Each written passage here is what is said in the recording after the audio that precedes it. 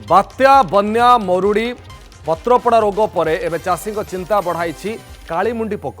Kendrapara गरदपुर block कलाबुदा गाँव में चाष कर शह शह एकर बिरी फसल खाई जाइछंती कालीमुंडी पोक। चाष संपूर्ण नष्ट करबा परे एवं जनबसती मुहां होइछंती लक्ष लक्ष संख्यार पोक। घर सारा बुलुछंती पोक। पोकों दाउरू बंचिबाकू एबे किछि लोक घर छाड़ी क्लब घरे आश्रय नहीं। रास्ताघाट घर कांथ घर भितर घर बाहर घर छात रोसई चुली गछपत्र जुआड़े देखिए खाली कालीमुंडी पोक सालुबल होती।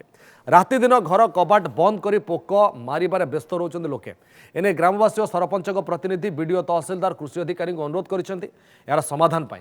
कृषि विशेषज्ञ कहते जलवायु परिवर्तन फल एभली परिस्थिति उपजी। प्लावन स्वाई आम सहयोगी मार्सागाई आम सहित जोड़ी होती।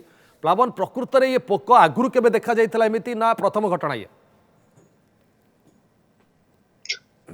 देखंतु आमे सीधा सड़क जीवा आम सहित जने कृषि विशेषज्ञ अछंती तांको सहित आलोचना करिबा प्रकृत रे ए पोक हेबार कारण कोन ए पोक हेबार कारण पछर रहस्य कोन सारे कहिबे ए जो लक्ष लक्ष संख्या रे पोक देखा जाउचंती प्रकृत सारे कारण कोन? देखो या होता ग्लोबल वार्मिंग रो इफेक्ट बा जलवायु रो प्रभाव दुटा जिनस अच्छी गोटे हूँ परिवेश आ गोटे हूँ कृषि। आपणकर जितेबाला आगुरी यही समय पोक मैंने सब गचरे रोते और गछपत्र खाऊले एवं पत्र गुड़ाक एत विषाक्त हो जाए गछ उपरको जाऊना। द्वितीय आपण जो बिलबाड़ी समस्त पकाउं विष कि कौट रे साप बेंग से जगह पुणी अच्छी ना नहीं से रही पार तेणु जनबसती भितर को एभली भाव में पशुंट जे खाली धन जीवन नष्ट हो ता नुहे बर्तमान आमर यही जगह विपद हो मैंने पशि जाऊँच छोट पिला आटाक कर ना पढ़ी पार्टी ना बसी पार्टी गोटे मिनिट्रे केते शीघ्र से उपरको चढ़ुं। तेणु यही जो प्रभाव परिवेशर संतुलन नहीं जलवायु प्रभाव यारी प्रभाव में आमर ये कलाबुदा गाँव में यही जो गोटे सप्ताह धरी जो अवस्था है ये अवस्था लोकंर जीवन प्रति विपद। सरकार आसिला परे मध्य तहसीलदार महोदय आसिला परे जो भली करछिन तार कोनोसी प्रभाव भी नाही। से कोन विष पकईचंती कोन करिसंती कोनोसी प्रभाव नाही।